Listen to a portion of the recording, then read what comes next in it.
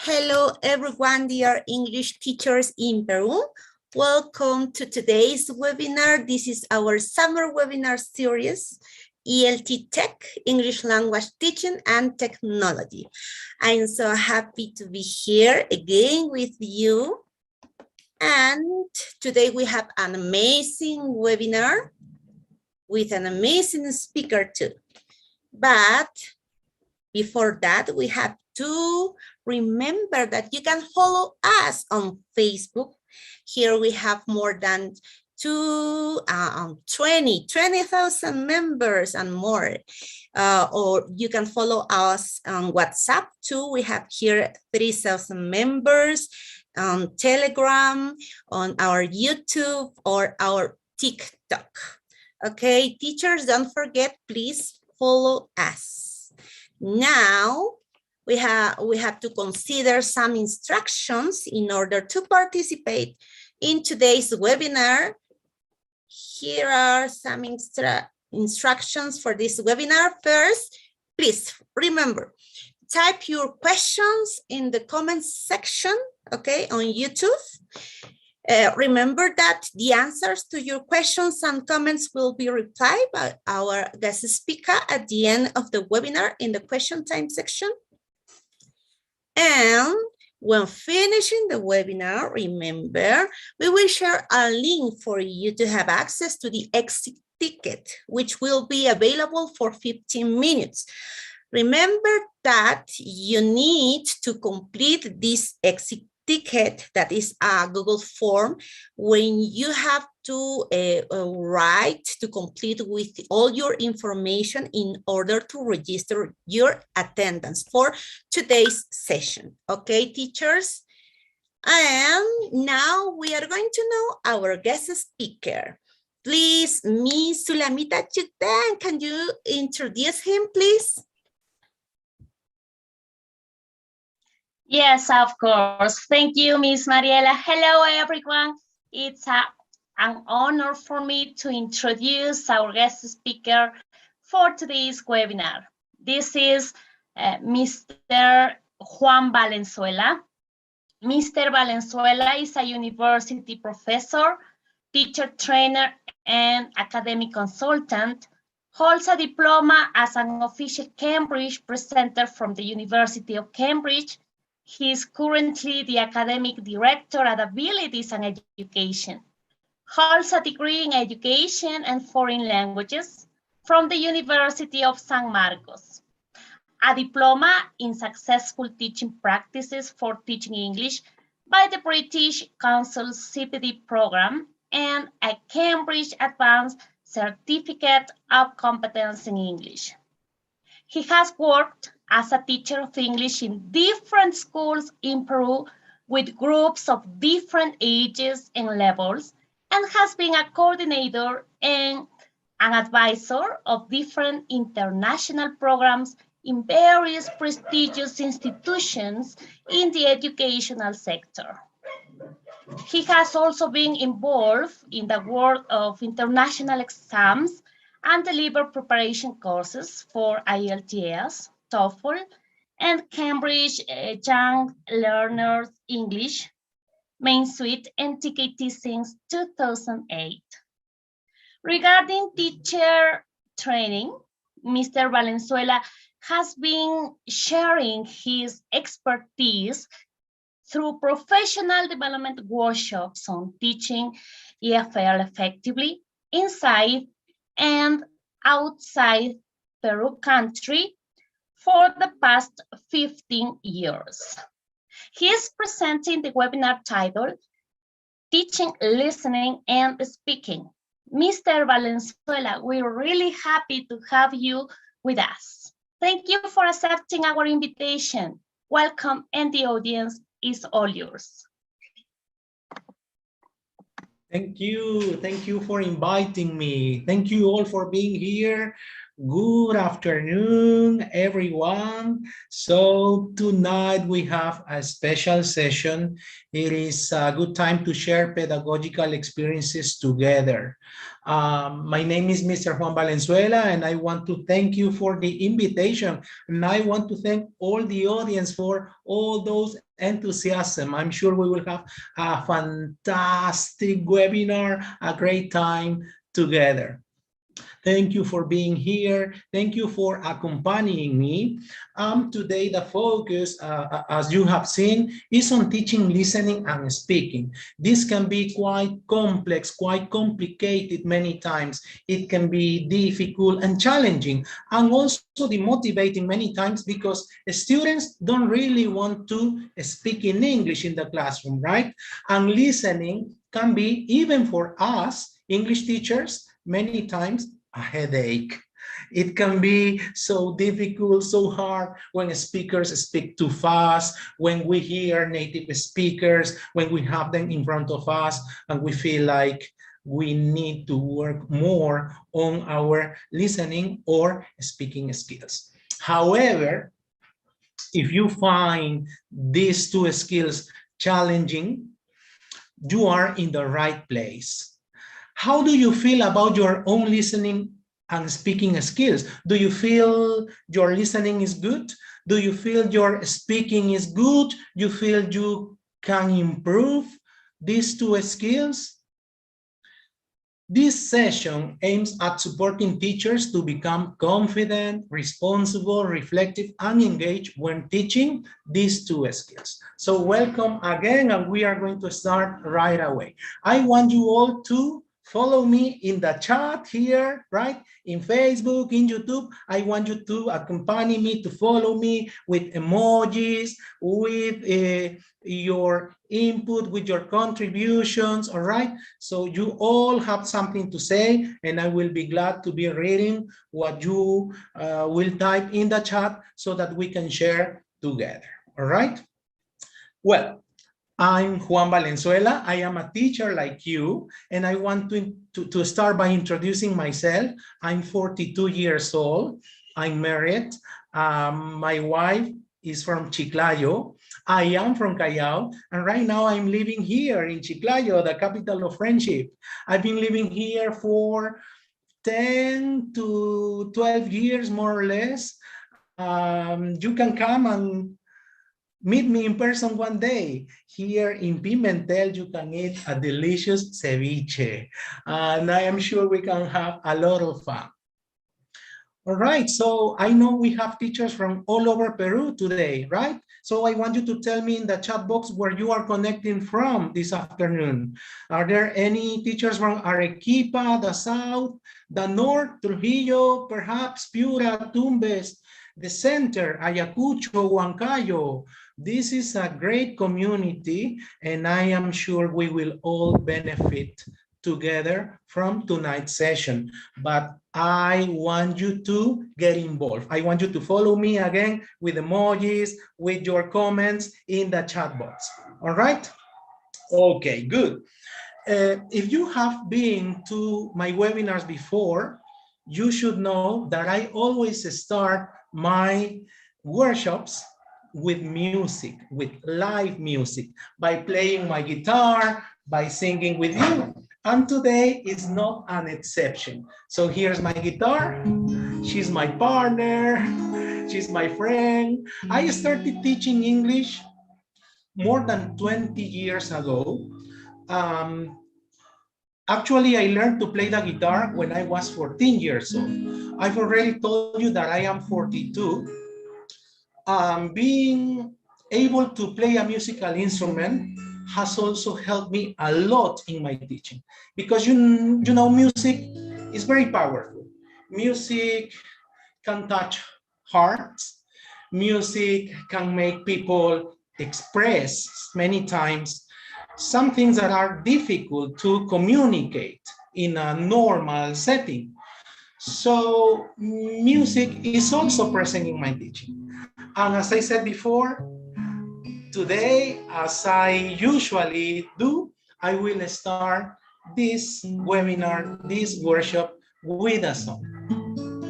All right, so tell me in the chat box if you use music in your teaching too, if you play a musical instrument, and we can sing right now together, all right? I know you must be, I imagine many of you are inside your bedroom, perhaps with the lights off.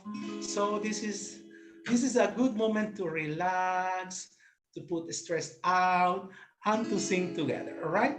This is a very popular and beautiful song called Careless Whisper. It's one of the classical hits of English songs, and I'm sure you will like it. All right, here we go.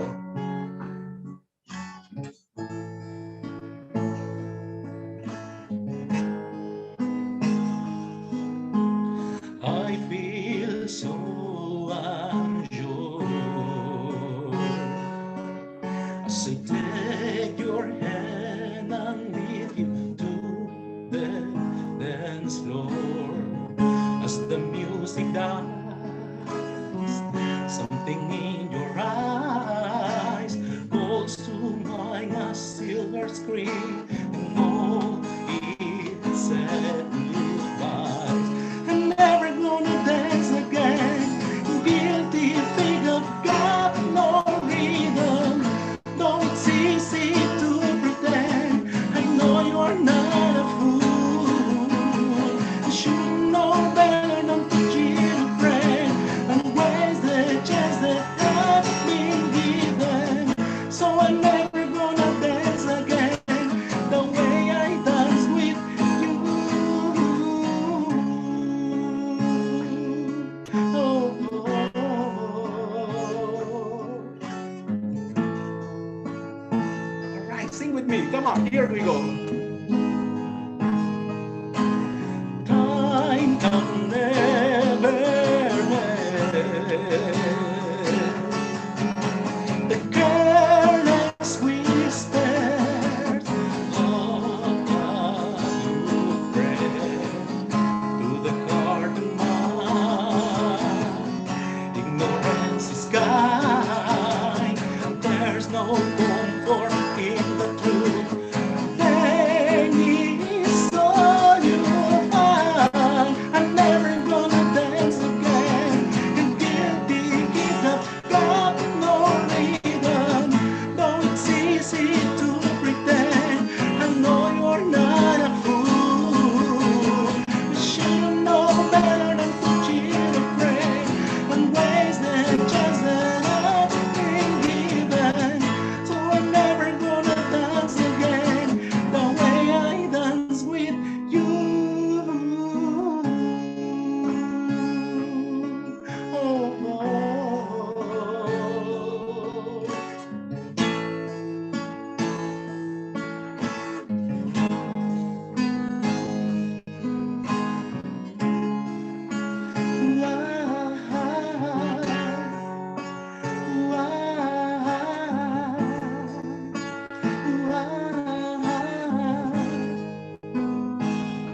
All right, one more time.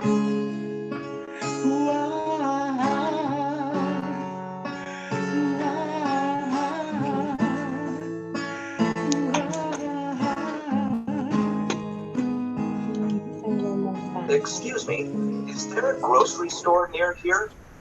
Yes, there is. It's on 3rd Avenue. Great. How do I get there? Hey, thanks for all Enthusiasm right there. Thank you for all that enthusiasm right there. Good, good. I guess that has been quite a fantastic beginning, dear colleagues, dear teachers. I'm so glad to have a beginning, such a great beginning like this. All right, dear teachers, thank you so much. All right, so right now we are going to start with the first part of my presentation.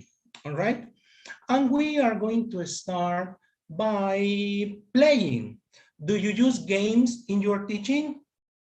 Tell me please in the chat box if you use games in your teaching. I use music. I also like using games, right?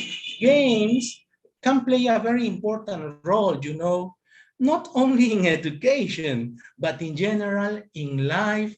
Games can play a very important role. And scientists and research have demonstrated that while playing, children learn a lot about the physical world. And everybody likes games, and everybody can benefit from a game.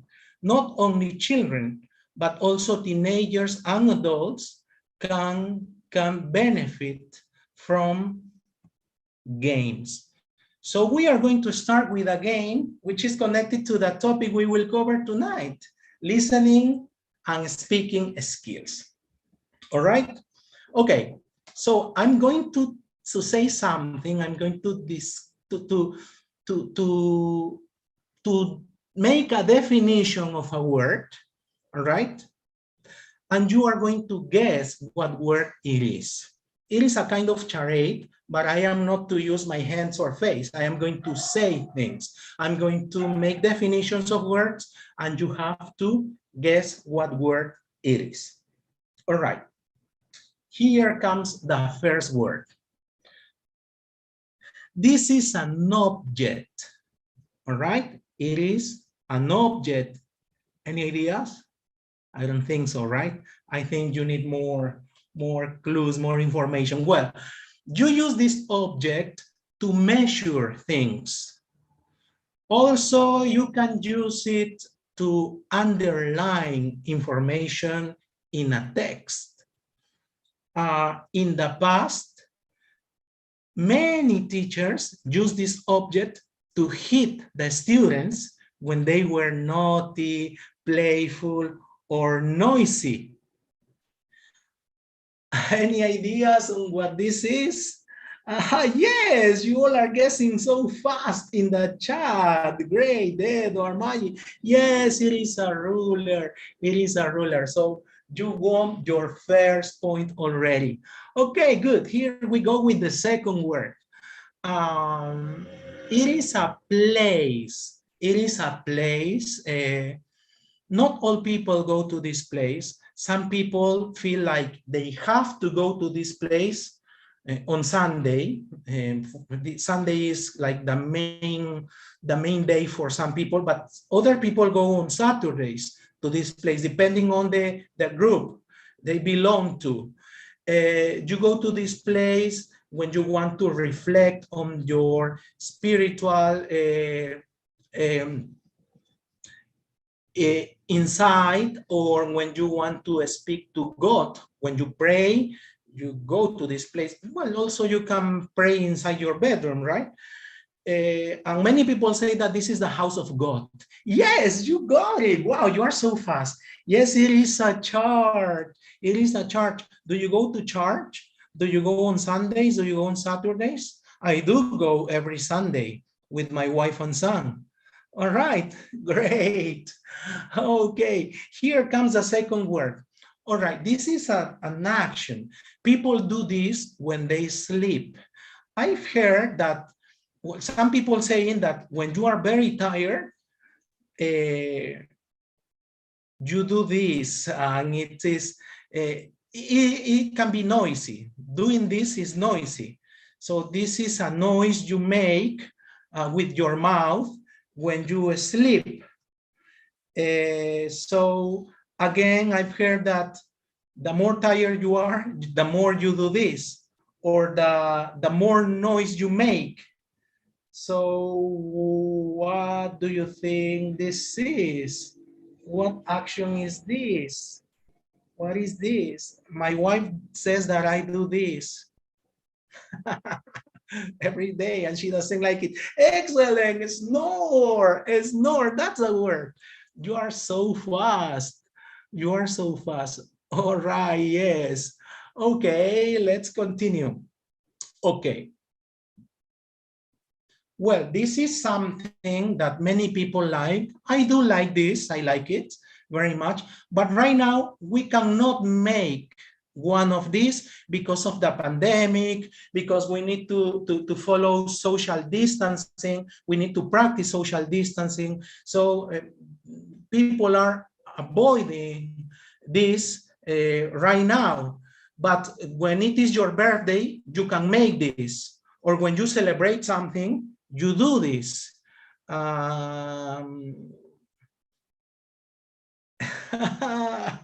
You are very fast. You are always fast. So this is a a party. Yes, Orieta Irina Roman was the first in answering. Yes, it is a party. All right, all right. Do you like parties? Are you making parties right now? You shouldn't be making parties. All right, we need to follow the protocols. We'll still need to prevent the spread of this virus. All right. Okay. Good. Here comes my next word. This is a place, a luxurious place, a beautiful, it can be old, all right? The royal family or a queen or king lives inside this place. It is a kind of house, but more elegant, obviously, or bigger, and more beautiful. The royalty or the members of the royal family live here. This is a not a castle. It's not a castle, all right? It's not a, it is a palace. Yes, Neida, you were so fast. All right, thanks for following me right there in the chat. All right, great. Okay, here comes my next word. It is an action again. Well, humans do this when they feel sad or anxious. Many times when you are so happy, you can also do this. I've heard some people saying that they are doing it because they are feeling happy, but normally you do this when you are sad. When someone dies, for example, or when you feel like you cannot solve a problem, you can also do this, right? Or people tend to do this. What do you think this is? And the answer is, this activity is yes. Katia Palomino Hidrobo was the first in answering right now. Yes, it is to cry. When was the last time you cried? Do you usually cry? You never cry? You feel like you are like Iron Man or Iron Woman and you don't want to show your feelings? What's happening right there? So is it good or bad to cry? Well, I think it's not bad. It's not bad, all right?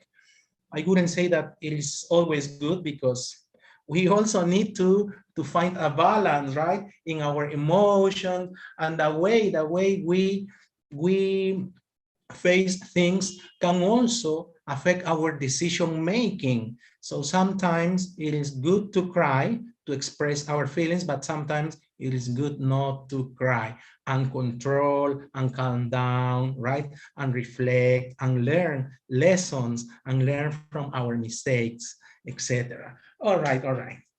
That's over. Yeah, no more sermon. All right, here we go. Next word. Sometimes some people say that this is money. And many teachers complain that they lack this, they don't have this. They say, no, I don't have. I never have for me because I never have this for me because I am a teacher, I am always busy, all right? And this is something that never goes back. Excellent, Miguel Pino, wow, so fast. Yes, it is time. The answer is time. Do you complain about not having time? Do you feel like the pandemic has taken away the little time, the life we had? Do you feel like this? If yes, please tell me in the chat box.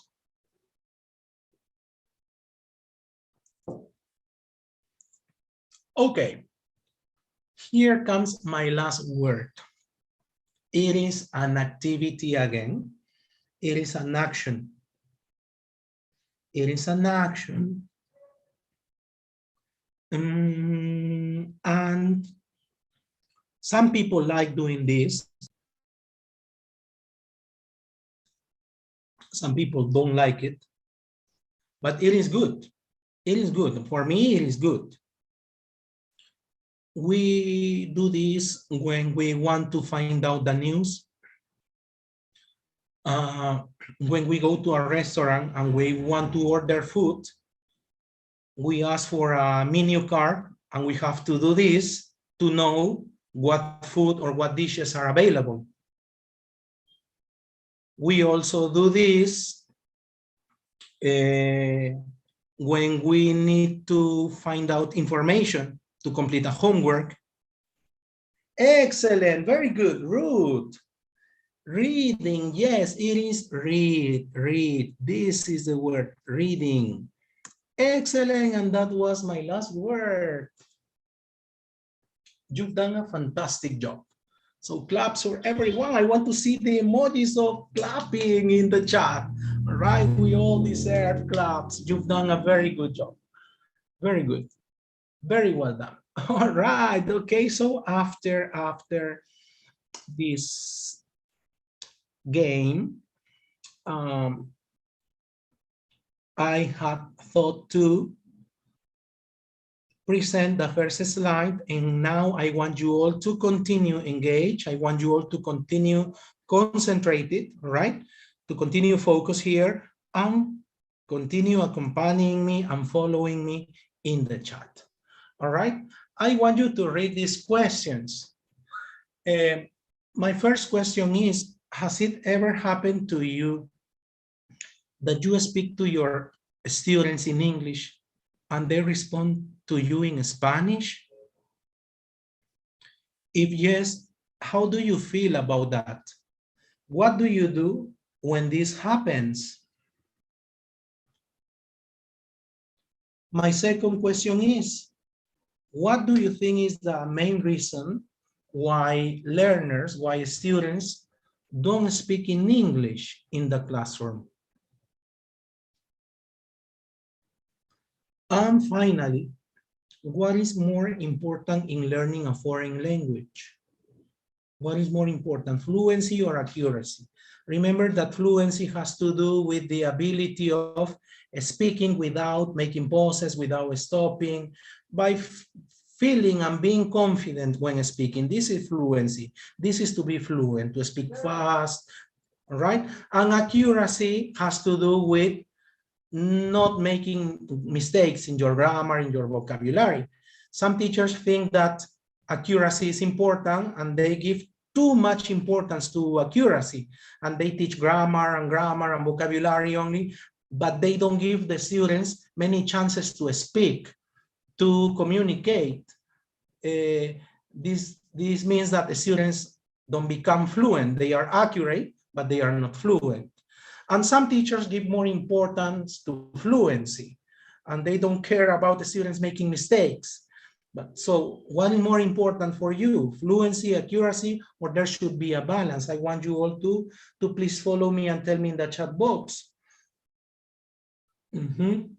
Good, thanks for your answers. Yes, many students are shy or feel nervous when they are given the opportunity to speak. And it is normal, we all feel this. It is a natural human reaction, right? To feel nervous, to feel anxious, to feel tense, to feel stressed, or to feel afraid, or to feel shy when we have to speak in public, because we don't want to make mistakes. Nobody likes making mistakes, right? Especially in front of a lot of people. And many times we speak to students in English and they respond to us in Spanish, right? Is this good? Is this bad? Is this normal? Does this happen to you? I see in the chat box that you are highlighting that both fluency or accuracy are important, and that's right.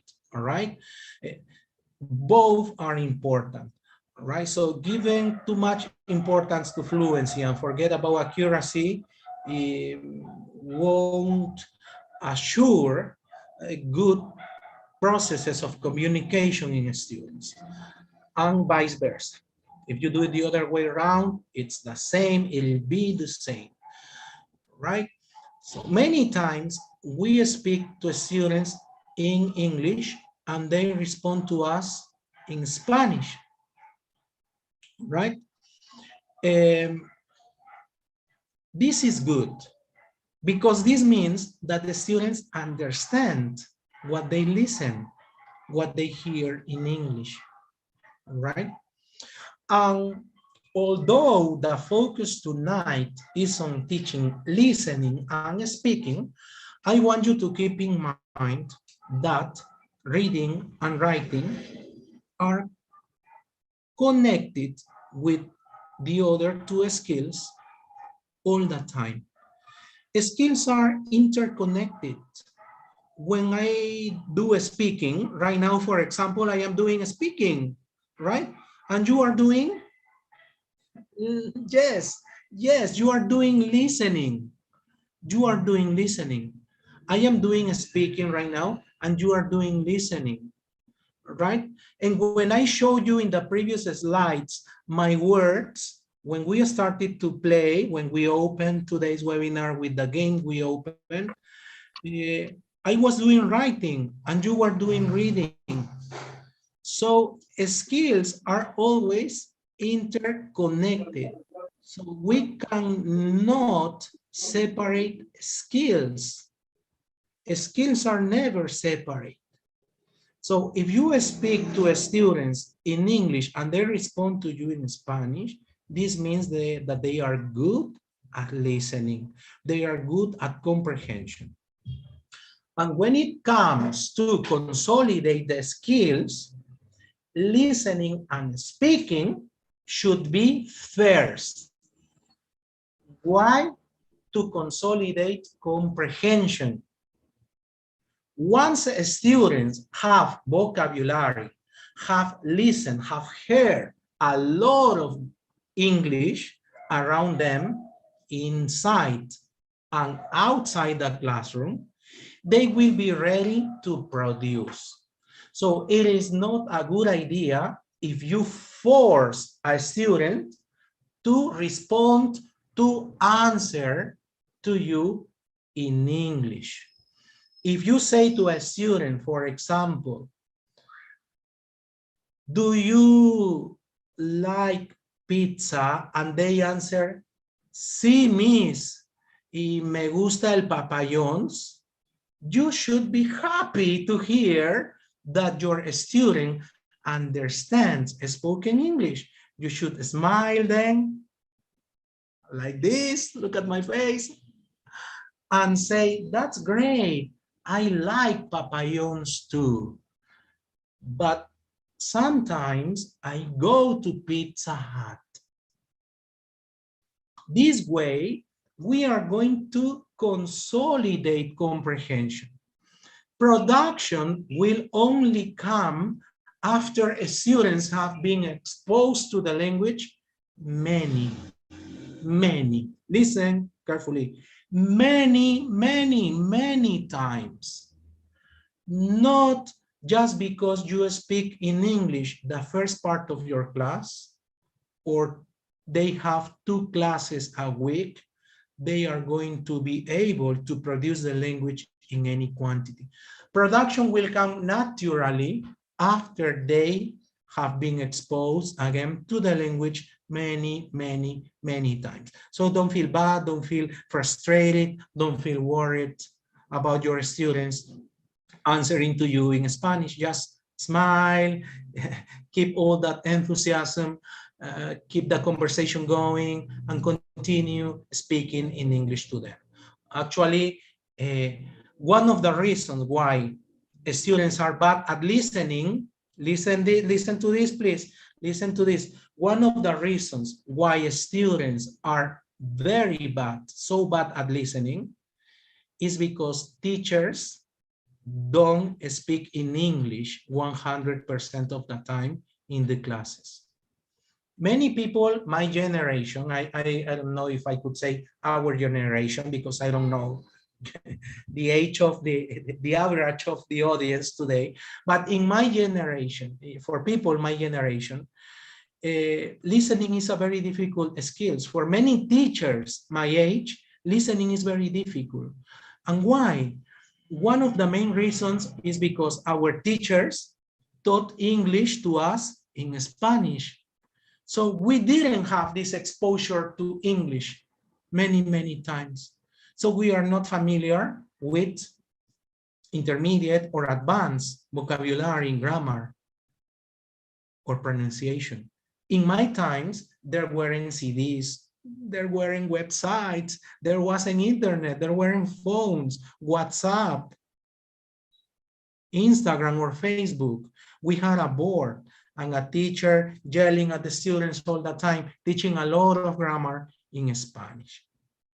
But fortunately, this has changed, and right now we have a world which is full of opportunities and a world with the demands of being updated, studying more, becoming more knowledgeable about effective and appropriate strategies for delivering successful teaching. All right. Okay, thank you for all you're saying right there in the chat box. All right. Okay, good. Thank you so much. I'm so happy to have you all with me tonight. All right. Very good. Now I want you to look at this text and complete it. As you can see, there are 4 words. I want you to type in the chat box the words in the order they should go in the text. Remember that there is 1 extra word. I said there are 4, but there are only 3 blanks or 3 lines to fill in, 3 lines to complete. I want you to type in the chat the answers in the order you think they should go in the text. All right, so when learners discover new language in the classroom, they want to, with their peers, eat with their peers and the teacher, but if they don't understand, they offer their own language to respond to questions or to try to get a better of what is being said. So this is normal to happen. This happens to all of us. We shouldn't make a scandal because this is happening in our classrooms. This happens to all teachers, not only in Peru, but all over the world.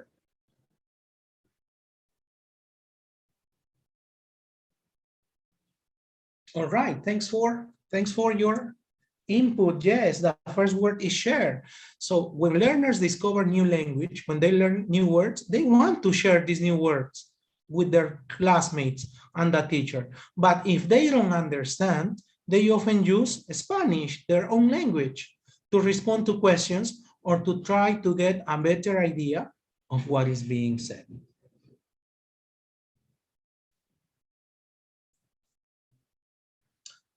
How can we integrate listening and speaking tasks?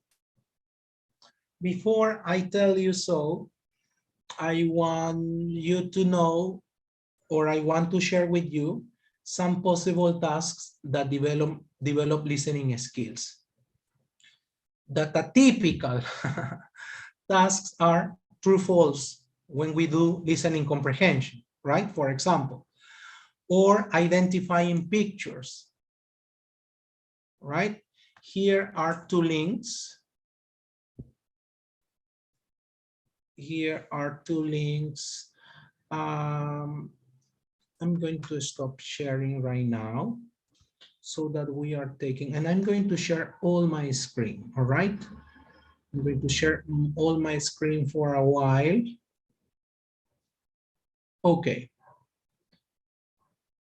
So that we all explore this together.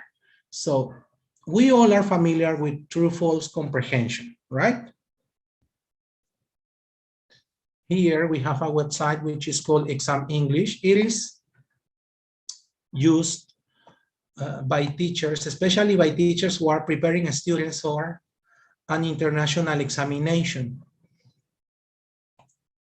This is part 4 of an international exam, Cambridge B1 preliminary. And there are yes/no questions here, or true/false. This is one of the listening types, the listening tasks we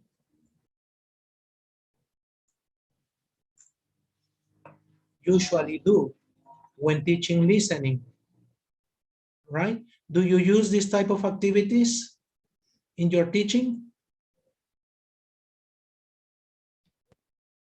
Here's the first question. Steve hasn't arranged any work for the summer yet. True or false? Yes or no? So, what are you going to do this summer? Well, I'm probably going to go on holiday with my parents and my sister for a week, but I suppose I really should get a summer job. I haven't planned anything yet, but I really need to get some money. What about... All right. Here's another listening task, another task type that is used for many teachers.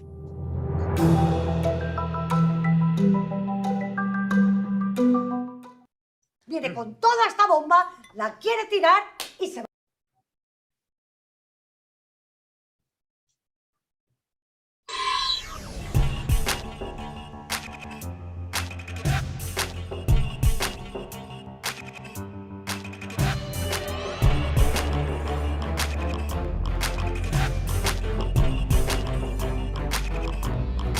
Are you familiar with this type of listening task?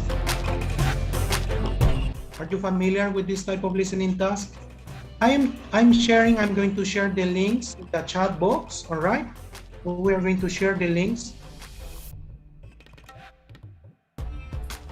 All right, let's see.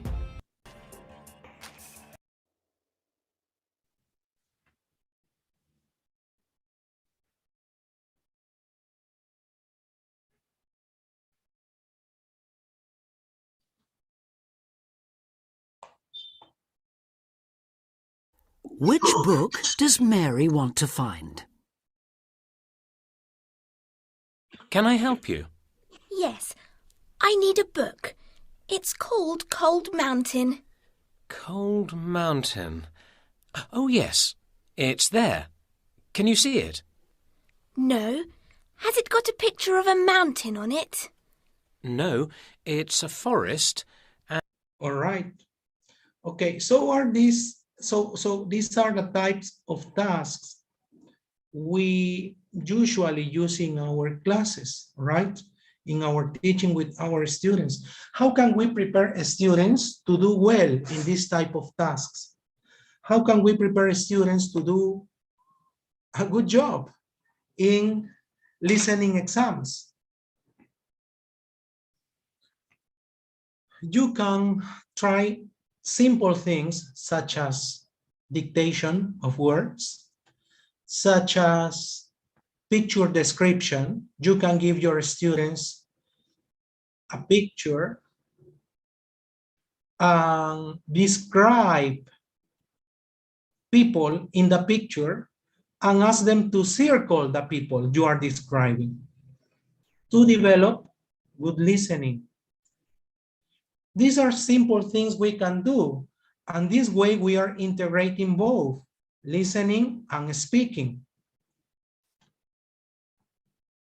It is important to highlight that once we have decided to use a language structure or vocabulary from a listening task, in a speaking task, we need to provide opportunities for students to use that language area through a supportive step-by-step approach. This is going to help the students feel more confident about using the language area. And one way of supporting or providing support is by using controlled practice with drills. A drill is a repetitive speaking practice of a word or structure. Do you use drills in your teaching? Do you use chunks in your teaching? Drills give intensive practice in hearing and saying particular words or phrases. And they also help learners get their tongues around difficult sounds and imitate intonation, which can be very difficult and challenging for some people. Drills can also provide a safe environment for learners to experiment with producing language. They can help build confidence, especially among learners who are not risk takers, and they are useful for auditory learners. This type of students who learn more quickly or who learn best when hearing things. Drills are useful for this type of learners, especially when they are used to focus on pronunciation, such as intonation or sounds. And in addition to developing learners' speaking skills, drills also provide opportunities for learners to get immediate feedback on their accuracy, as well as help students memorize language patterns and chunks. Language chunks relate to how children, especially children, learn their first language. Like if a child listens to this many times, sit down, be quiet, sit down, be quiet, all right? They will learn easily and quickly. So children usually begin by using gesture or mime before progressing to using set phrases. And they then gradually become more independent in their ability to communicate and develop new vocabulary. The same happens with beginners, with beginner learners. And as they get older, their language becomes more accurate as they move from partial understanding to fuller comprehension, right? Someone is asking how often should we use drillings in class? As often as you can, depending on what you see your students need. Pedro Beltran. So language drills and chunks are very useful, right? Especially if you are working with young learners or young adults, right? As you can see here, they can become accustomed to this and gradually become more independent in their ability to communicate. It also will depend on your students' reality and your students' interest. So speaking in foreign language learning goes through similar stages, as I said before. So the same way a child, a boy or girl, learns his or her mother tongue, a beginner learner of any language, not only English, will have to pass through the same stages or similar stages. So our goal in the foreign language classroom is to encourage students to move from set phrases, the beginning, which is like kind of repetition or memorization, to the creation of independent language and fuller contribution. This is our job. Okay, now, of course, if you want your students to speak meaningfully, you need to use activities where they want to say something or they need to say something. And this can be achieved through our choice of topic activity and by including choice for our learners. For example, we can ask them to talk about their favorite celebrity or their favorite hobby, their favorite place, their favorite animal, their best friend, or an animal they would like to have. So giving learners a choice also provides a reason for talking. This is a communicative goal. All right, Pedro, my pleasure. Now, what is speaking? Well, I'm going to summarize what speaking is in a few words. So as you can see here, basically, the thrill of speaking is the ability to express ourselves and communicate our ideas, our opinions, and our emotions clearly. Are you good at speaking in your own language? Are you good at speaking in Spanish? Tell me please in the chat box, tell me the truth. Or you are shy, you don't have much vocabulary. Not in English, all right? In Spanish, are you good at speaking in Spanish? Are you fluent? You have ideas, you know how to express an opinion, how to start a conversation. Are you good in Spanish? Are you good at having friendly conversations and making friends? Are you good at explaining a recipe, for example? Are you good at discussing football or politics? Or when you discuss about something, you end up fighting because you don't know how to express your ideas, how to agree or disagree with people? Do you irritate easily when you feel frustrated, when you don't know what to say? So most of you are good at speaking, I can see in the chat, but there are some shy people, all right? All right, good. Carmen says that she's good at both English and Spanish. Great, I'm glad to hear that. All right.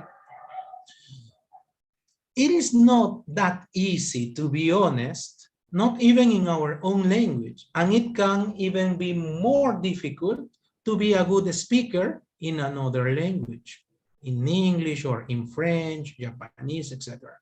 Why? Because speaking skills or being good at speaking, being skillful at speaking, doesn't mean that I have good vocabulary only.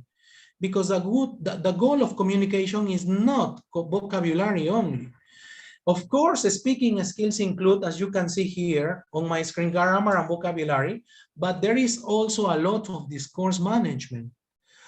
Pronunciation is another important thing, and interactive communication.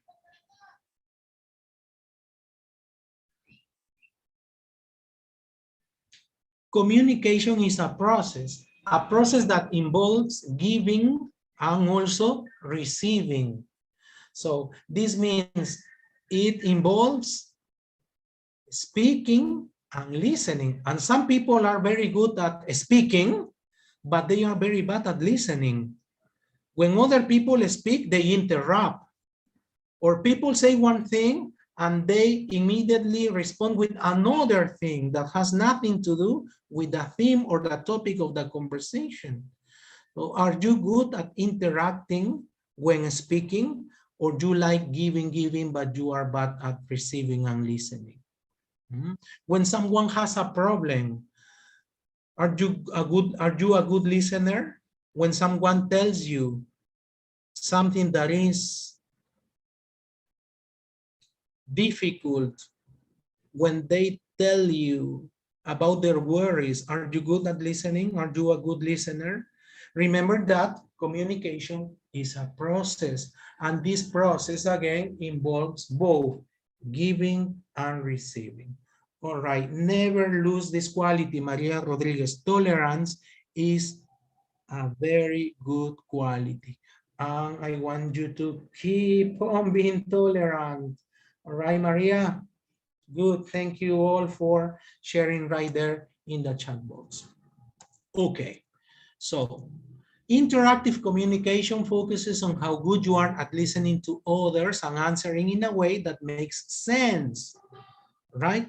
My question is, are you able to add ideas to a discussion and help keep it going with your partner in Spanish and in English, both in Spanish and in English?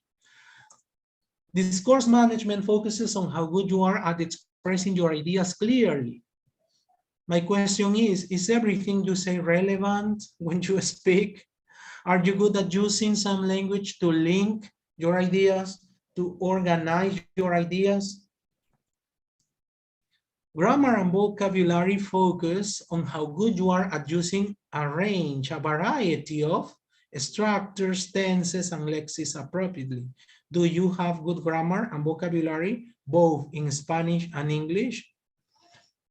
You should have, we should have, because we are language teachers. We teach a language, so we have to be good at the language. It is sad, and I'm not saying this because I feel someone here needs to hear this, but because I think it is important to keep this in mind. But it is sad to see that many English teachers have bad English. Many English teachers have a poor or bad level of grammar or vocabulary. And they are not good at speaking many times, not because they don't have ideas, but because they don't have enough grammar and vocabulary to communicate. Today, we have the chance to change this. We have the power to change this. And I want you to notice that this is important to keep in mind. And I want to say congratulations to you all for being here. This means you are great professionals and you are very focused on improving, not only your teaching, but I know that also your own language skills. All right, pronunciation focuses on how good you are at placing a stress on the right parts of words and on the right words in sentences, as well as pronouncing individual sounds clearly. Does your voice go up and down at the right times? All right. Okay, so how can you improve speaking? I will be clear, concise, and direct. The only way you can improve speaking is by speaking, all right? Many people think that they will be better at speaking by watching series on Netflix with subtitles. The subtitles can help to learn about the pronunciation of words, all right? And to learn vocabulary and to see idioms and grammar, etc. But the only way you can improve speaking is by speaking. If you want to learn to swim, you are not going to learn to swim by watching swimmers in the Olympic Games. You are going to learn to swim by swimming. And when you want to learn to cook, the only way you can learn to be a good cook is by cooking, not by watching a La Cocina TV or Gaston Acurio or Don Pedrito on TV, all right? The unique way to learn to do something then is by doing it. So you have to take every opportunity to speak English. I have seen many teachers, not here, in other places, in other Facebook groups, that run away when they see a native speaker because they feel afraid of not understanding a native. If this is your case, you have to change this. Take every opportunity to speak English, all right? The best way, again, to practice speaking is by speaking. So if you have the chance to communicate with people in English, that's great. This could include speaking to other students of English who don't speak your language, as well as native English speakers. Maybe you can join an English conversation club, or perhaps there are English speakers near you who are learning your language, and you can do a language exchange. It's also a good idea to listen carefully when watching English films or programs, all right? So I said you can watch Netflix, yes, because you will consolidate grammar, vocabulary, your knowledge of idioms or slang, all right? But you have to practice this by using these expressions in context, okay? By pronouncing these words, by trying to use them yourself. Okay. We have already talked about this. What is more important, fluency or accuracy? We all have agreed in saying that both are important. There should be a balance in our classes, all right? So if you are teaching too much grammar and you don't do much speaking, you are not doing a good job. Or if you are doing it vice versa, the other way around, you are not doing a good job either. There should be a balance of grammar, vocabulary, and speaking practice, all right? And also a balance of all the skills. We cannot do listening and speaking all the time and forget about writing and reading. They are also important. But remember that the order they should be taught and presented to students, especially to beginners, is listening and speaking first, and reading and writing should go in the second place, in the second position. The problem why, or the reason why many students are bad at English and have problems with English pronunciation, English listening, English speaking, is because teachers do it the opposite way. Teachers start their classes by teaching reading and writing, and they put listening and speaking in the second position. And this is why we have a lot of problems.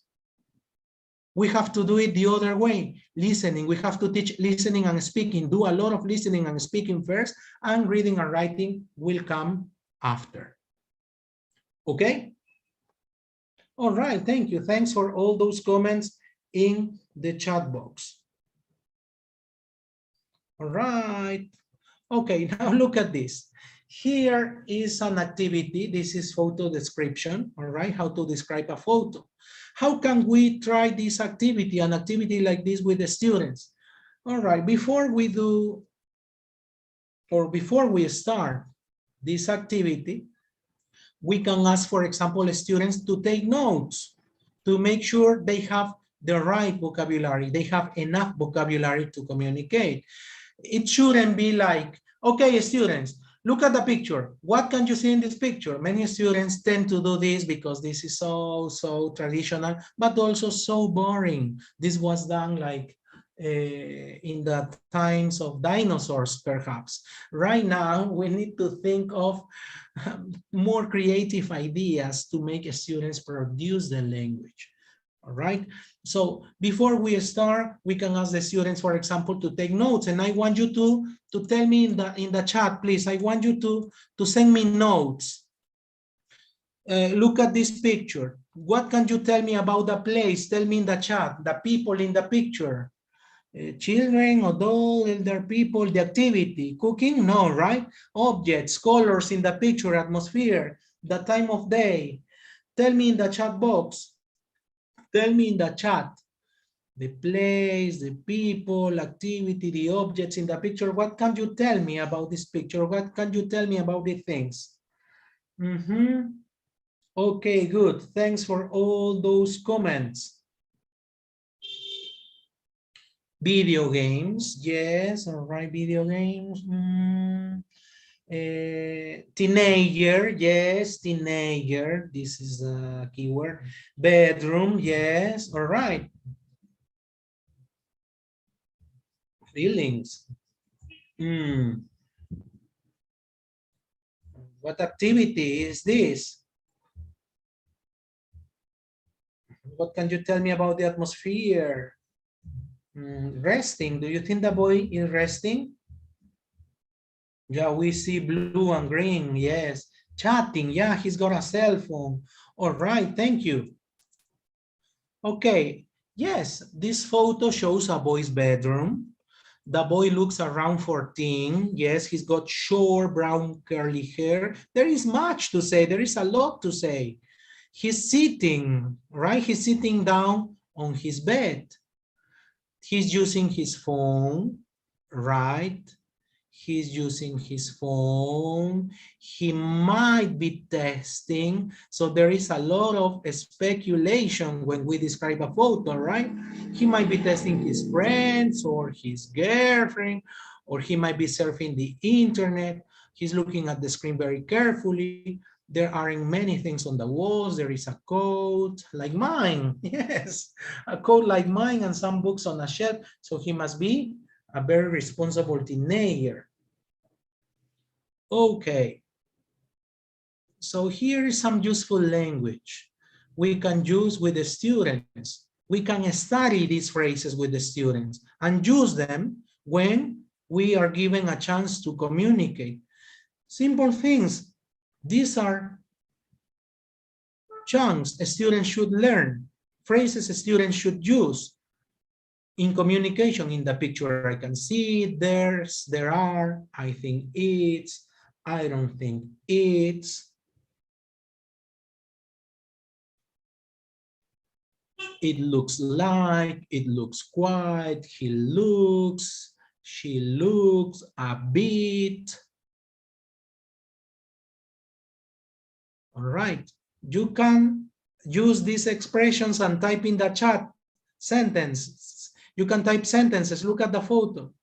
It looks like they are celebrating something. It looks quite relaxing. He looks happy. The girl looks a bit excited. I don't know.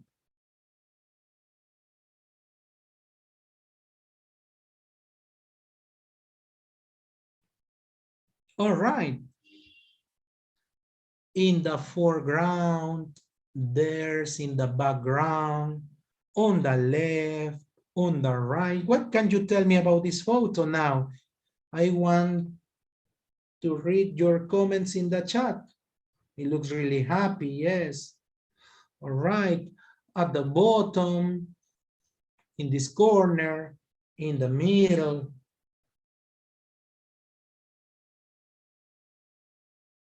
Great. We can use comparatives when describing picture, when talking about a scene, right? Sentences like the girl looks much older than the boy, the yellow car is the biggest, the mother isn't as pretty as the baby.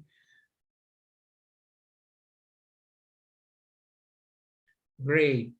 Okay, it is your turn now. Yes, I want to read you all in the chat. All right, and if you are still teaching online, all right, you can also try this speaking activity with your students. I know that many of us are teaching via Zoom right now. Are you teaching via Zoom? Are you teaching via Google Meet? All right, if you are using Zoom or Meet, you can create rooms and you can give each group in each room a picture to talk about, a picture to describe. So you can present the slide, tell the instructions to your students. As you can see here, 1, 2, 3, 4, they will be assigned a group. Number 2, introduce themselves briefly. Number 3, give them time for minutes to share and tell them that Spanish is not allowed in the groups. Then you send them to the rooms in Meet or in Zoom, and they can have speaking practice. All right. Yeah, by Zoom, Google Meet. Well, I use both. But I most use Zoom, to be honest. All right. Here's a website which is so cool. Have you ever used this website? What can you do here? Do you use this website in your teaching? Here you can record your voice. Let's say that you tell your students, okay, answer this question. What do you usually do on Sundays? Okay, so students come here, they click on start recording, they answer your question, they get a link and they send you the link so that you hear their pronunciation, their ideas, how good they are at concentrating on the content of the question, at producing grammar, etc. Okay, let's say the question is, what do you usually do on Sundays? Right, on Sundays, I usually go to a restaurant with my family. We don't cook on Sundays. So first, we wake up a very bit late on Sundays. We wake up at 9, then we go to church, and after church, we go to our favorite restaurant. Excellent. So you stop recording, you click here on get a link, and Then you get your link, you write your name. It's optional, but I'm going to write mine, right? And then you send it to your teacher. Here's my link. I open my link in a new window and I share it with my class. Here, listen. Right on Sundays, I usually go to a restaurant with my family. We don't cook on Sundays. So first, we wake up a very bit late on Sundays. We wake up at 9, then we go to church, and after church, we go to our favorite restaurant. What do you think of it? Do you like it? Do you use it in your teaching? Do you think it can be useful for developing speaking with the students? Here's another website. Here, students can record their voices, but they can also use a camera so that you see them. Remember that looking at each other's eyes is important when communicating, and it is a way of interacting. All right, I'm going to share this link with you.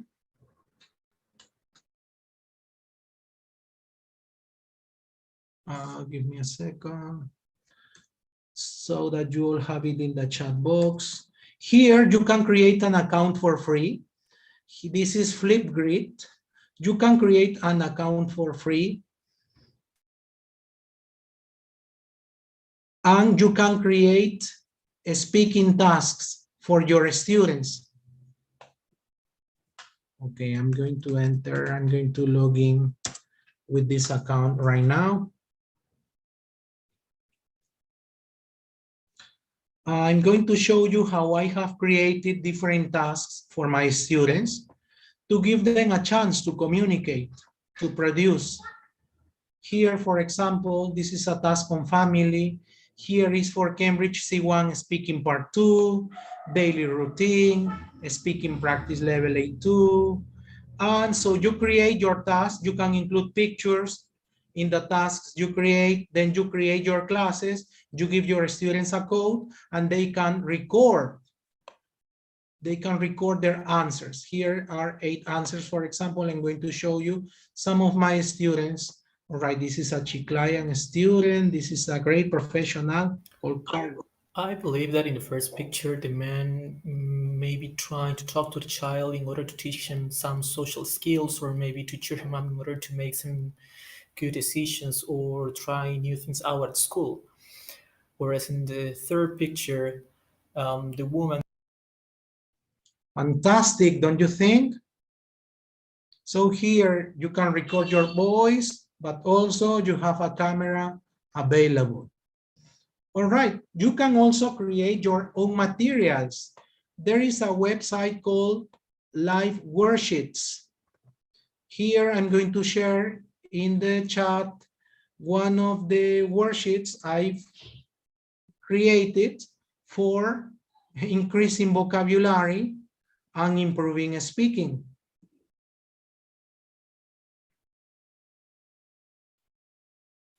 Let me sign out here first. Okay. Now, here we go. All right, I already shared the link with you in the chat. So here you can find a worksheet of mine. All right. I said before that being good at speaking doesn't mean having good grammar and vocabulary only. There is a lot about interacting. And I have also said that the process of communication involves both giving and receiving. And when we speak in real life, many times we agree and many times we disagree with what the other person says or the other speaker says. In real life, we have to make suggestions when we speak. We have to respond to suggestions. We have to give opinions. We have to consider alternatives. And we have to reach agreement, even when we feel like we don't want to, all right? And we need to decide who is going to start a conversation. So here are expressions that we use or we should use when speaking, when doing these things, when making suggestions or responding to suggestions, etc., that you can teach to your students. All right, and here by the end, I also created a task in which students can discuss about what we can do to prevent the spread of COVID-19. So what can we do? You give the students these choices and they have a freer practice. They can practice more freely, right? Okay, what do you think of it? I feel like this all seems very, very interesting, right? Okay, good. Let's continue. Also, you can do this in a Zoom or Meet meeting. If you're teaching by Zoom or by Meet, you can give the students a task, you have to give them the instructions, and then you can promote speaking. All right. Now let's focus on listening. So in the classroom, we can give students the opportunity to listen to many sources of spoken language. As I said before, one of the reasons why students are bad at listening is because teachers speak too much Spanish in class, and this is bad. This is not benefiting your students, but this is damaging their skills development. So students have to be exposed to a lot of English. The first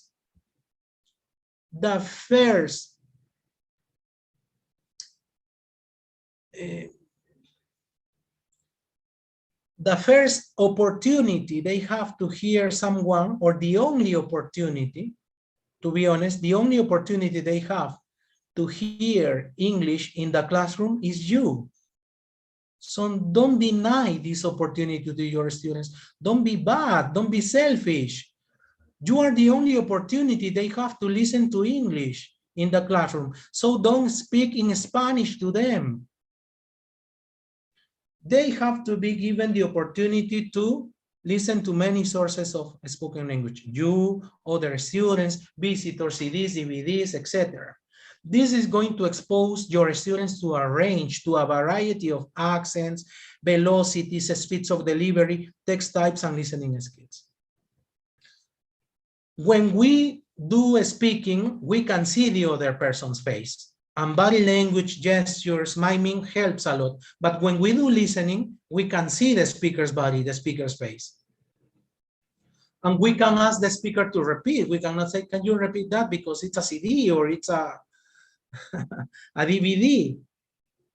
Okay, so this makes listening more difficult, or listening to recordings more difficult than listening to people in real life or to live speakers. So for this reason, it is a good idea to help the students listen to recordings by, for example, pre-teaching keywords. We have to pre-teach the vocabulary they will hear in an audio or in an exam. Also setting pre-listening tasks, focusing initially on GIS listening to establish context and playing the recording a second or even a third time. Some books include authentic material, but some of the listening activities in some books are especially written for language learners and are ready to make them simple enough for particular levels of learners. Authentic texts allow learners to develop strategies for dealing with the challenge of real language, while simplified texts allow them to build up their confidence. Understanding and showing that you have understood are not the same thing. For example, you can understand all of a story, but you can tell the story. Before we continue, I want to stop because I see one comment which is valid and real. This is reality. Many parents complain with the principal when we do our job, when we speak in English only, right? So at the beginning of the year, it is important that we explain to our coordinators, that we explain to principals, and we explain the parents that the only way their children, their children learn the language appropriately is by allowing you to teach English in English. I know that this is something difficult to change, but we have to make that change. We are here to make a change, all right? Apart from that, I am a teacher the same as you. I've been teaching English for more than 20 years, and I've taught kinder, I've taught primary, secondary, language centers, university. And from my experience, and I am sure you all will agree with me, you know that parents always complain. If you speak Spanish, they complain. If you speak only English, they complain. If you do listening, they complain. If you do writing, they complain. So we should focus on the students' progress. And we can agree on what to do with the families at the beginning of the academic year, as well as with the school principal and our coordinators. All right, that's something I can say, all right, related to the comment I saw in the chat. And I think it's very important to talk about this, because many teachers feel like parents have a lot of power, and it is true, parents are an authority in their homes, but in the school, in the university, we are the authorities. You are the authority. If you don't feel like you have the authority to make a student fall in love with English, so you are not doing the right job. Okay, great. Let's continue. There are many aspects, different aspects to listening, such as identifying phonemes and other features of connected speech. So we can focus on this through a listening text, or may sometimes prefer to do short activities, just focusing on one of these aspects. For example, 5-minute activity on minimal pairs, word stress, sentence stress, dictation. And we can make a difficult text easier for learners to understand by giving them easy listening tasks, or we can make an easier text more difficult by giving them harder listening tasks. So there should be a lot of flexibility. We need to be able to adapt the syllabus, the curriculum, all right? When I give webinars, when I deliver workshops on planning lessons, on how to plan sessions, I always tell teachers that we need to be able to adapt things. Because many times we plan one thing, and when we get to the classroom, we see that all we planned has to be changed. We have to be flexible and change it if necessary, right? And don't feel bad about that, because we don't teach a lesson plan. We don't teach a book. We teach the students. All right.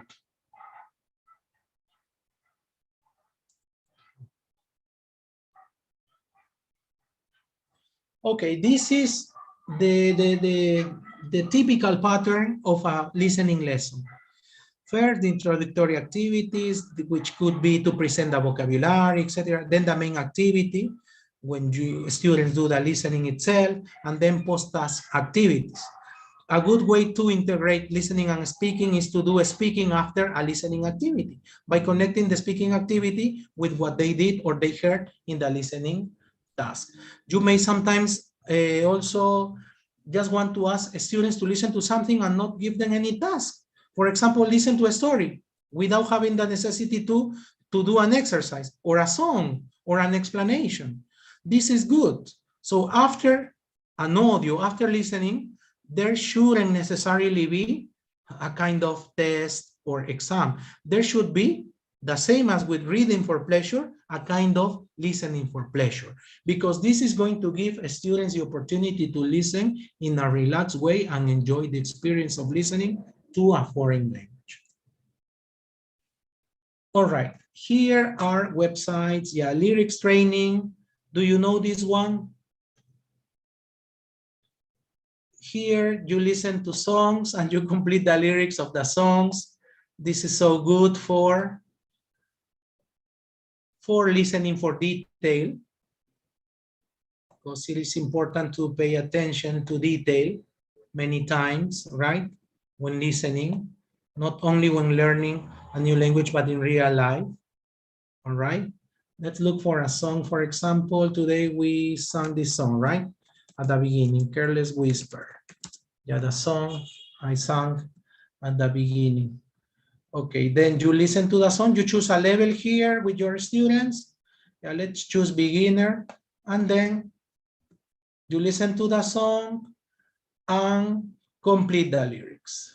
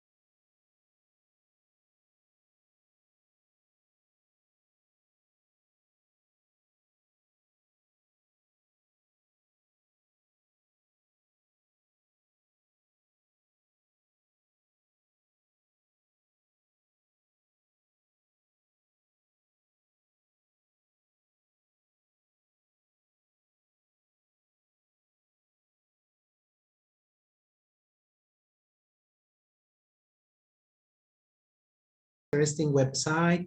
All right, here are more links. I'm going to share some of them with you right now in the chat, all right, where you can find a lot of listening practice for your classes. Okay, here's another.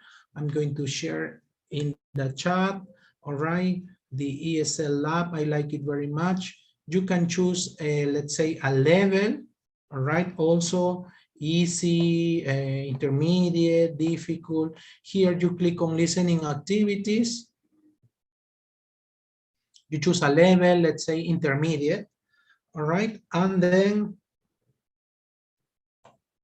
you have a lot of activities, intermediate level activities to practice. One of the things I like about this website is that before you make the students listen, there is a pre-listening exercise to promote speaking, to elicit ideas, to activate prior knowledge.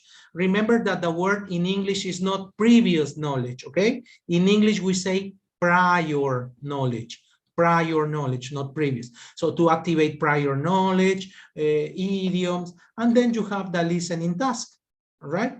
You have the listening task, you play the audio, and you answer the questions with My students. name's Randall Davis, and I'm originally from the state of Indiana in the United States. When I was 19 years old, I moved to Venezuela in South. You can also see the script, if you want, after you've heard the audio with the students. My name's Randall Davis. To highlight some vocabulary, to highlight some patterns of the language, grammar structures, etc. Davis, and I'm originally from the state of Indiana in the United States. When I was 19 years old, I moved to Venezuela in South America and later returned to the United States, where I attended. Okay, Rosa Fuente is asking for songs for children. I hadn't included this in my PowerPoint, but there is a very good website for children, which is the Learning English Kids from the British Council. I'm going to share the link now in the chat box, okay, Rosa? To be honest, if you know me, or if some of you have met me before, you might know that I love teaching children. I am also a teacher of children, and I use my guitar, I use my face. Here is a cool song, for example. I like this song. Yeah, it is about a lady that, an old woman who ate a fly. Look at this, very strange, by the way.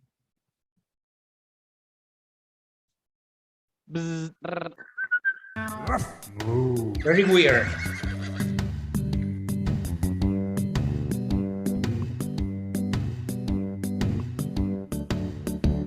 There was an old lady who swallowed a fly. I don't know why she swallowed a fly. Perhaps she'll die.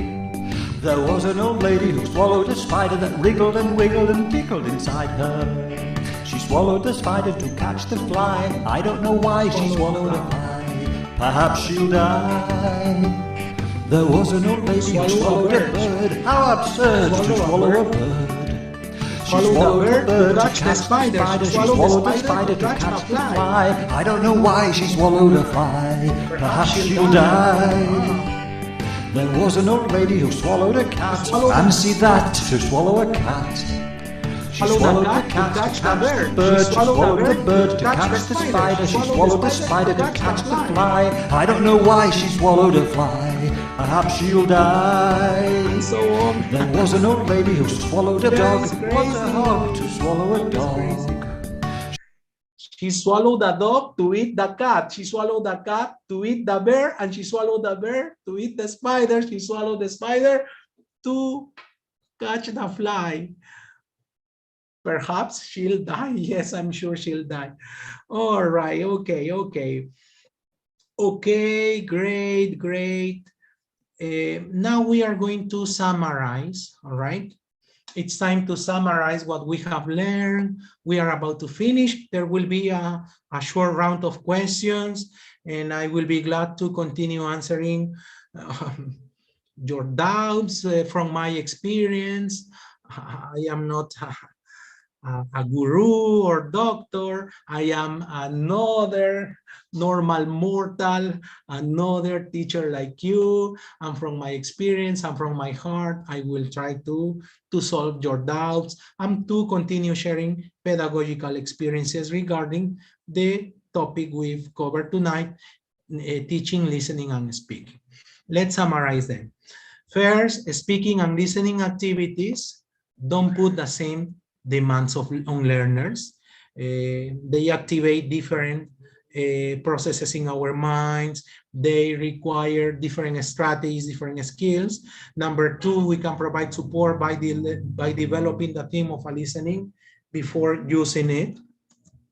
We can train learners to become better communicators if we show them strategies to help with understanding, such as asking questions. If you say to a student, for example, what's your name? And the student says nothing, look at my face, you say, what's your name? And the student says, huh? Look at my face. Huh? You say, what's your name? Rocio, Sofia, Teresa. So if we do this, we give extra information, we use this strategy, we can help students to consolidate comprehension. Next time when they hear the question, what's your name? I am sure they will be ready to answer. All right, so we can train students to become better communicators if we show them strategies. All right, strategies such as the ones we've shared today for describing a photo. All right, listening strategies we've also shared. Having conversations with learners is very beneficial for increasing understanding and productive use of language. So remember to have conversations with your students. And you have to speak in English only to your students, inside and outside the classroom, in the kiosk, in the bus stop, everywhere. Please speak in English only to your students. This is very beneficial, not only for them, but also for you, because you are going to be practicing your English, all right? Then, listening tasks give us an opportunity to help students notice language. Restructuring is when we use language from a listening task to create a speaking task, all right? These are important things we need to keep in mind, all right? And also, I want you to keep in mind that we can extend the theme or topic or language of a listening task to incorporate per word speaking practice. As I said before, after a listening activity, you can take advantage of this to connect it with a speaking activity. Drills and chants help learners improve their accuracy, right? And pictures can be used to integrate freer and more creative speaking practice.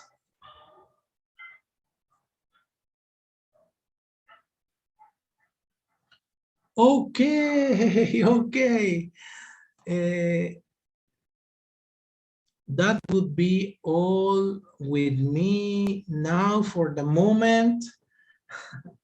I guess we are ready for the round of questions, Mariela? Yes, Juan. Yeah, yes.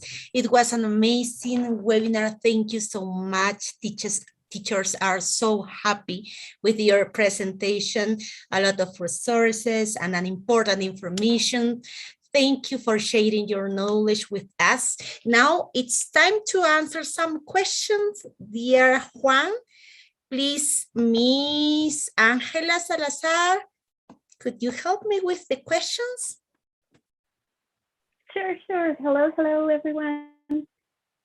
Hello, dear teacher. Thank you so much for your amazing presentation. I think each of us really loved every second of it. All your recommendations, all what you gave us was extremely amazing. And I have some few questions here from the audience. The first question that I have over here is from teacher Pedro Beltran, who asks, how often should we use drillings in class? All right, thank you so much. Thanks for the chance to share my experience, my expertise with the audience tonight. All right, Pedro, I guess we've answered this throughout the presentation today. You should use them as often as necessary. It will depend on your students' interest, but remember that they are very helpful to consolidate grammar, to increase vocabulary, to consolidate comprehension, all right? And also, of course, to improve pronunciation and to become more fluent. So all strategies are valid in the teaching and learning process, all right? There should be a mixture of everything. So drills, chants, and also a lot of chances for freer and more independent practice. All right, thank you. Thank you so much. The next question here is, okay, so the question is also from Mr. Pedro Beltran, who asks, how can we help the students improve accuracy and fluency? All right, great. Okay, we can help students improve accuracy by focusing on basic aspects of grammar and vocabulary. By giving them chances to use this grammar and vocabulary in real context, in real life context. For example, if you want your students to be good at using the present simple, you can make them talk about a normal day in their lives, or how they imagine the normal day in the life of a person they admire, perhaps a celebrity. How they imagine, for example, a normal day in the life of Bad Bunny, so that they have a chance to say, Bad Bunny wakes up at 11:30 a.m. He has hamburgers for breakfast. He has lunch in a very expensive restaurant. At 5 p.m., he has a shower. At 6, he goes to his studio.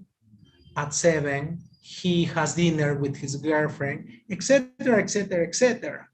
After you make sure your students are using the language accurately, I mean, they are using the grammar and the vocabulary, you can give them a chance to speak, to share what they have with other students or with the class in general, by making a video, by presenting a speech, by exchanging information, and this way they will become fluent. It's not that difficult. We need to be creative. It's simple. Don't complicate your lives. There are many things we can do. All right. The thing is to find a way to make students be able to say something, to communicate. All right. Thank you so much again for your answer. And I have another question here from Ms. Tania Perez Herencia, who asks, how can we do when we talk in English and our students tell us that they don't understand? This is a question from public schools, especially. All right, thank you. Thank you for that great question. That has happened to me a million times throughout these years. And this still happens to me every day. I am a teacher. I've told you that I am a teacher, the same as you. So this happens to me in my teaching currently. So don't feel bad, don't feel frustrated when this happens to you. When you speak to them and they don't understand, as I said before, what you can do is to use your hands, to use your face, to use the board. You can draw the word that you are saying to them. If you ask a question and they don't answer, you can give them choices. You should give them options. For example, if you tell them, what's your favorite food? And they say, Miss, ¿qué dices? ¿Qué? ¿Qué? Ah, mi comida favorita. You should say, yes, your favorite food. If you say, what's your favorite food? And they say to you, Miss, ¿qué? ¿Qué? No entiendo. You could say something like, what's your favorite food? My favorite food is carapulcra. What's your favorite food? Ceviche? Cabrito? Lomo saltado? And they might say, ah, yes, Miss, ceviche. All right? So when this happens to you, you have to continue speaking in English. You have to be patient, you have to smile, and continue speaking in English. All right? How did we learn Spanish? What language did our parents use to make us learn Spanish? Another language? No, there was just a lot of repetition, repetition, repetition. When we didn't understand something when we were little, we were given choices, like the ball, the truck, the car. And this way, we started to learn more vocabulary and to consolidate comprehension. So that could be my advice. This is what I do with my students, because as I said before, this is still happening to me in the present. And believe me, this really works. Thank you so much again for your answer. And yes, I'm totally agree. How important is to set examples when we are continuously speaking in English all the time. And here I have the last question from Ms. Iris Karina Cordova Chero, who asks, well, she's asking also to, if you can give us some strategies to improve speaking with music. Sure. Sure. And thanks for that great question too. All right, we can improve speaking with music by making music contests, for example, in the classroom. If you're teaching children, from my experience, I could tell you that girls are usually more interested in performing songs in front of the class, right? Boys don't like it very much. But you can organize, you can arrange contests or singing competitions, individual performances or group performances. This way, students can improve pronunciation, can also improve fluency. Another idea could be to make students interview people, maybe someone they admire in English, Another idea to improve pronunciation, to develop fluency, could be to use this type of websites in which students have to record. At the beginning, it could be simple things like, answer this question, what's your name? My name is Pepe, all right? And little by little, start to increase the level of difficulty.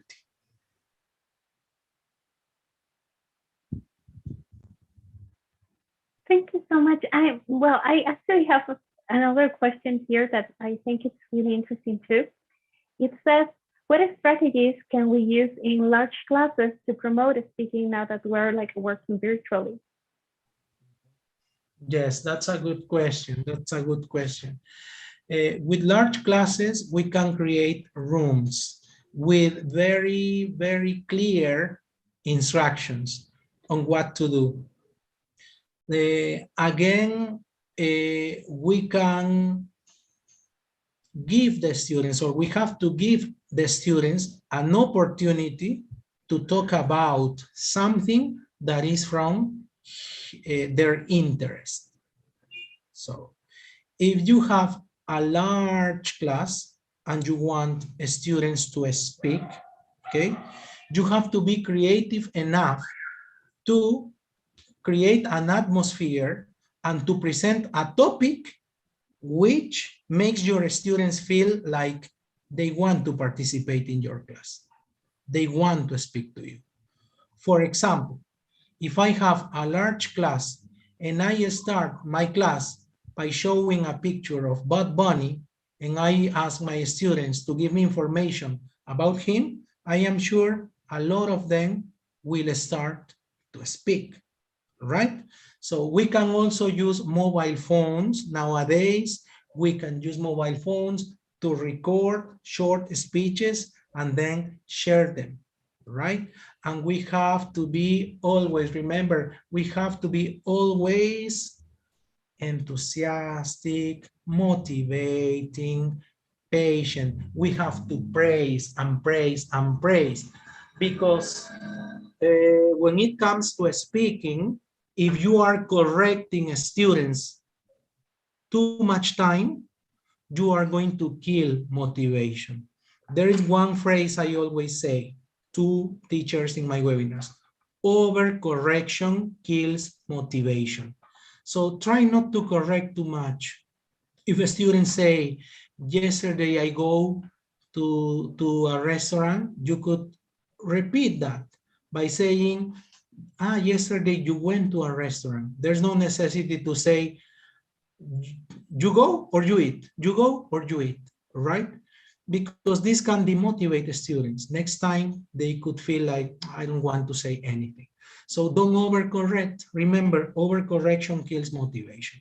That would be my last piece of advice. Thank you very much. I see that many of you are thanking me, but I want to thank you for all that enthusiasm. It's been 2 hours together and it feels like it was 15 minutes because we've enjoyed this a lot. Thank you for the invitation. Thank you, dear colleagues and friends and teachers, for being here with me tonight.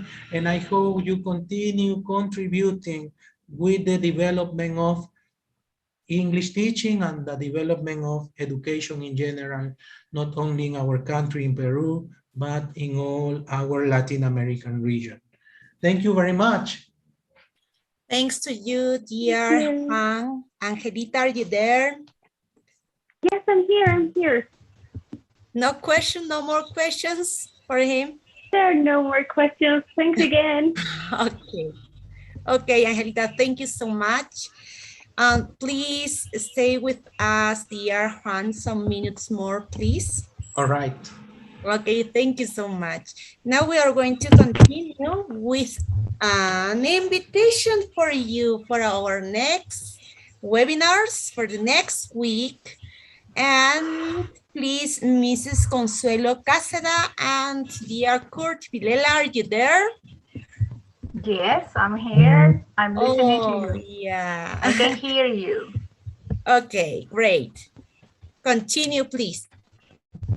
Okay, so to our community, you are cordially invited to the next webinar that I'm sure is going to be as interesting as the one already presented. So hope to see you next Friday, February 11th at 6 p.m. Peru time.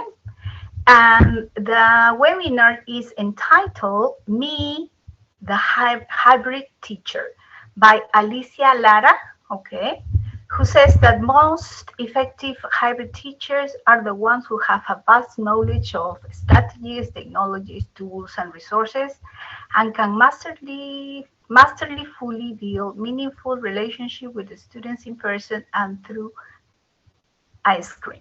Okay, hope to see you soon. See you next Friday, February 11th at 6 Peru time.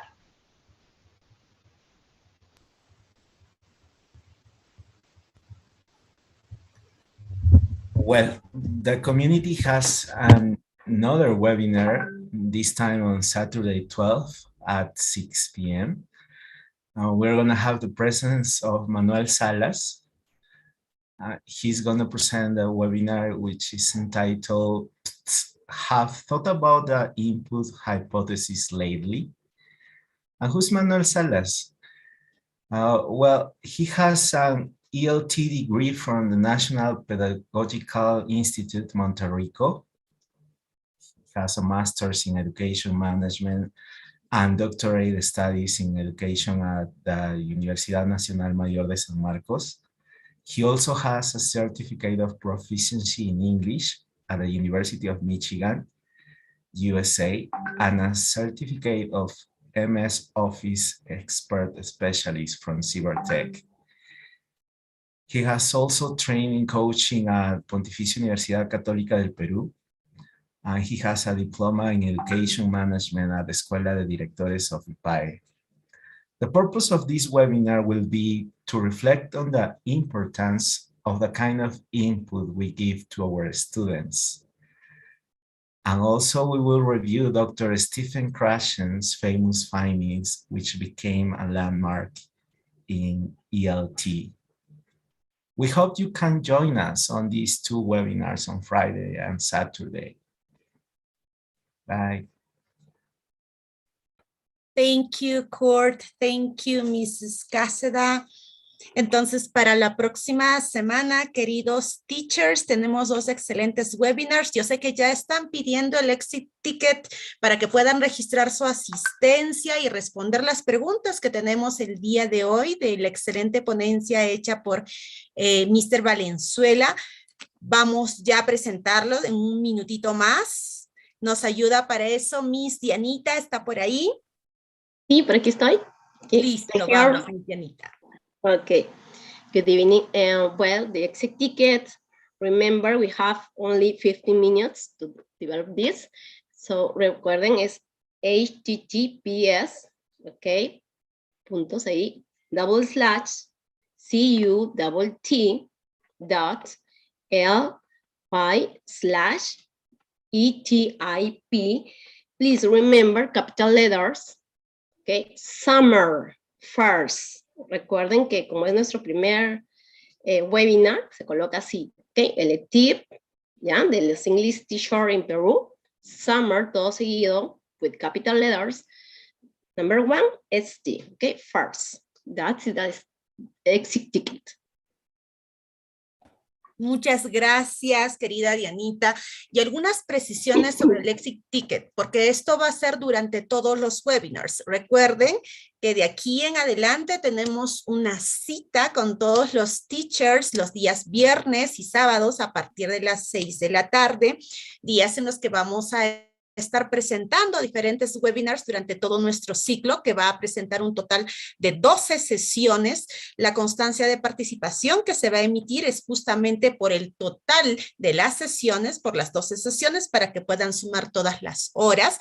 Es necesario que ustedes llenen en cada sesión el exit ticket, que se los vamos a enviar de la misma manera que lo hemos hecho el día de hoy, a través de un link, de un formulario en Google, que es este link, tal como está aquí.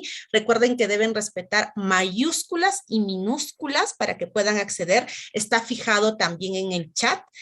En el exit ticket ustedes van a poder completar su nombre y apellido, que es importante que esté escrito correctamente porque al finalizar, al obtener la constancia, es ese nombre el que se va a considerar, su correo electrónico, que también debe estar escrito correctamente porque es ahí donde se le va a enviar cualquier material compartido por los ponentes para cada uno de ustedes a su correo electrónico, y de igual manera van a tener como mínimo 4 a 5 preguntitas que van a estar relacionadas a la ponencia del día de hoy.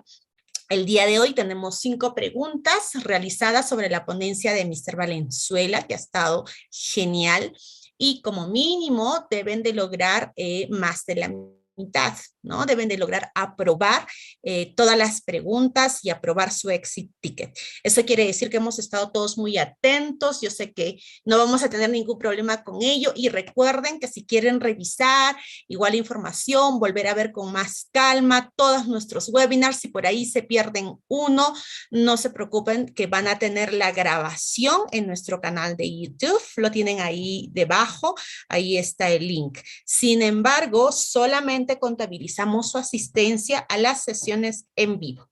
Bien, al ser este el primer webinar, les estoy dando todas las instrucciones para que las podamos considerar en adelante. Y ahora sí, ya vamos terminando con nuestra presentación del día de hoy. Con mucho cariño, recuerden que nuestra comunidad English Teachers in Perú está integrada por maestros de diferentes regiones a nivel nacional del Perú.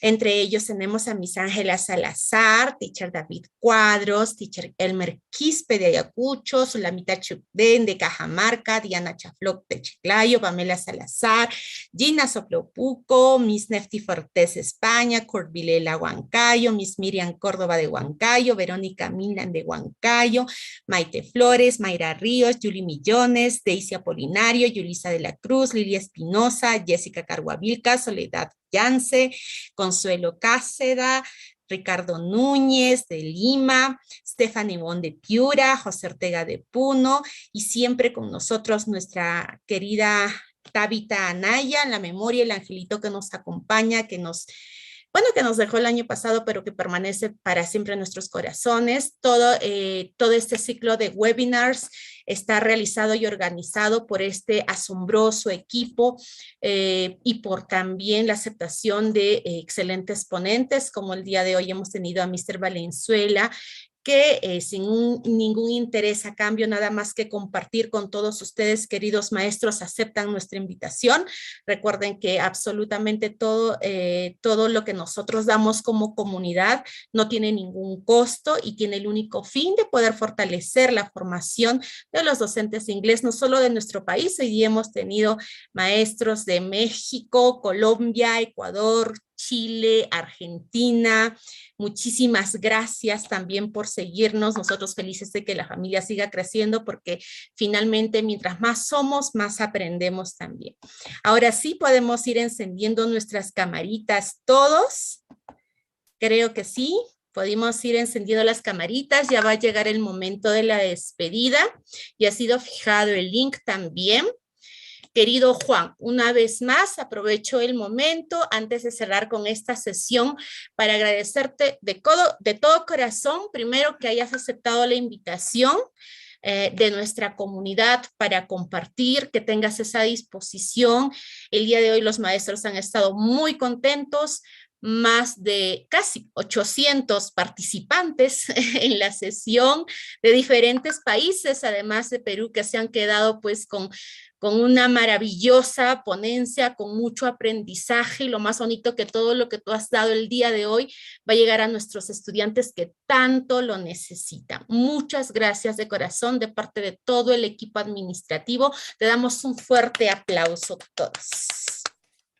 Querido Juan, tal vez unas palabras que quieras compartir.